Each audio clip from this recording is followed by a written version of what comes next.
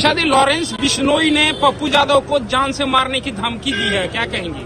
देखिए, मीडिया के माध्यम से मुझे जो जानकारी मिली है लॉरेंस बिश्नोई के बारे में कि वो जेल में है और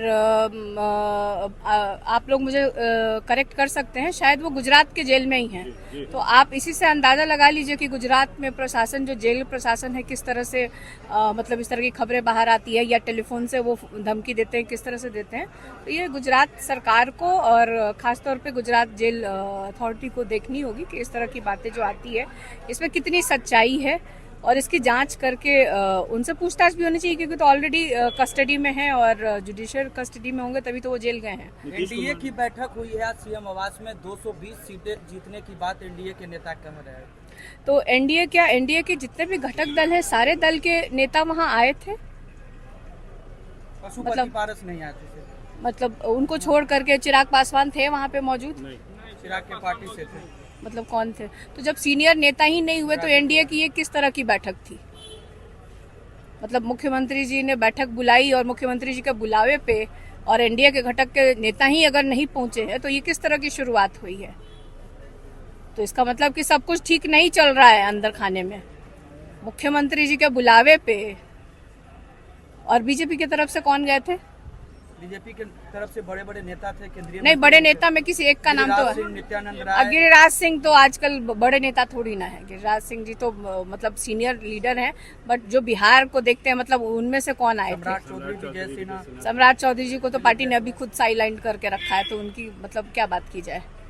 तो कोई मतलब मुझे लगता है कि जो आप लोग बता रहे हो उस हिसाब से कुछ जो एक ठोस निकल के आना चाहिए था कि आदरणीय मुख्यमंत्री जी ने एनडीए की बैठक बुलाई और बैठक में जो नेता उपस्थित होने चाहिए थे उस स्तर के नेता वहां उपस्थित नहीं थे। जो चुनाव को लेकर के, अगर खास तौर पे ये बैठक चुनाव को लेकर बुलाई गई थी तो वो मुझे लगता है कि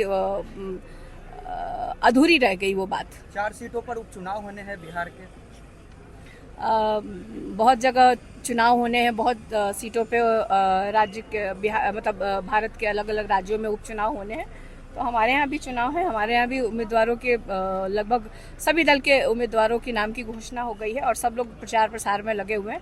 और मैं आपको बता देना चाहती हूँ कि हम लोग जनता के मुद्दों को लेकर के जा रहे हैं। हम लोग बिहार के विकास की बात कर रहे हैं, हम लोग बिहार में बेरोजगारी दूर करने की बात कर रहे हैं, हम बिहार में फैक्ट्री लगाने की बात कर रहे हैं। तो हम लोग जनता के मुद्दे के साथ गए हैं और हमें पूरी उम्मीद है कि जनता इस बार अपना चारों सीटों पे हमारे जो भी इंडिया गठबंधन के जो उम्मीदवार हैं उनकी जीत। शहाबुद्दीन की वाइफ और उनके बेटे ने आरजेडी ज्वाइन किया है, जिस पर सत्ता पक्ष के लोग कह रहे हैं कि फिर से जो लोग हैं जैसे लोगों को जो है ला रहे हैं, हम लोगों को बोलते थे। देखिए, आपका प्रश्न मुझे थोड़ा अजीब इसलिए लग रहा है कि आपने कहा कि शहाबुद्दीन की पत्नी हिना साहब की अपनी एक आइडेंटिटी भी है। वो हमारे दल में काफ़ी समय से हैं और वो लगातार चुनाव लड़ती आई हैं, लोकसभा का चुनाव लड़ी हैं, संगठन के लिए काम किया है, पार्टी के उम्मीदवारों को जिताने के लिए अलग अलग जिला में उन्होंने प्रचार प्रसार किया है। तो हमारे दल में थी, कुछ बीच में थोड़ा सा टिकट को लेके या जो क्या बात हुई थी वे 2 सीनियर हिना साहब जानती होंगी और हमारे आदरणीय राष्ट्रीय अध्यक्ष और तेजस्वी यादव जानते होंगे कि आपस में क्या बात हुई है। और एक बहुत अच्छी पहल दोनों तरफ से हुई है कि घर वो लोग फिर से परिवार एकजुट हो गया है। तो मुझे लगता है बिहार में एक अच्छा संदेश भी गया है और सब मिलके लड़ेंगे, जनता के लिए लड़ेंगे और बिहार के विकास के लिए लड़ेंगे। तो एक अच्छा संदेश गया है। जेडीयू के नेता कह रहे हैं कि आप लोग शराब बेचवाने का काम करते हैं। कौन लोग? कुमार बीजेपी के नेता और जेडीयू के जो एमएलसी है नीरज कुमार कहते हैं आप लोग और तेजस्वी यादव तस्करी कराते हैं, शराब पीते हैं। देखिए, ये प्रश्न बेमाने हैं। जो लोग इस तरह का आरोप लगाते हैं, मतलब कुछ भी अनगढ़, नीरज जी को खास तौर पे कहा जाए कि कुछ भी बोलते हैं। सुबह लगता है मुंह धोते हैं और उसके बाद जो बोलना शुरू करते हैं उनको खुद भी नहीं समझ में आता है कि क्या क्या वो बोल जाते हैं। तो बोलना ही है तो अपनी सरकार जो है उनकी लगभग 20 वर्ष हो गई है, कितनी फैक्ट्री बिहार में लगाई है, कितना पलायन इन्होंने रोका है, कितने रोजगार इन लोगों ने दिए हैं, कितने बिहारियों को तेजस्वी के जाने के बाद जो इंडिया गठबंधन की सरकार थी 3.5 लाख जो नियुक्ति पत्र बांटा गया, उसके बाद एक भी नियुक्ति पत्र कब इन लोगों ने बांटा है, ये जनता को क्यों नहीं जवाब देते हैं? तो ये जवाब देना चाहिए। जब जनता से जुड़े हुए जो मामले हैं उस पर ये लोग भाग जाते हैं।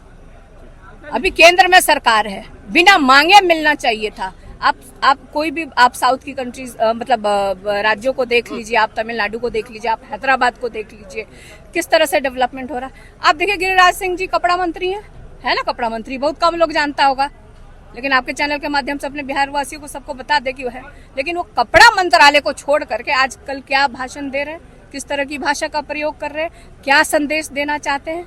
मतलब आपके बच्चे नौकरी करें और दूसरे के बच्चे कोई घूम रहा उसको चाटा मारे हैं, ये शिक्षा दे रहे हैं। इतने सीनियर नेता होकर के इस तरह की शिक्षा दे रहे हैं। ने कहा कि अररिया में रहना हिंदू बनकर रहना पड़ेगा, तो क्या लगता है भड़काऊ बयान दे रही है? देखिए ये जब चुनाव आता है, जब क्योंकि कोई इनसे सवाल नहीं पूछे ना कि आखिर आपकी डबल इंजन की जो 20 साल से सरकार है बिहार में, तो जनता उनसे सवाल ना पूछे, इसलिए ये लोग इस तरह की बात करते हैं।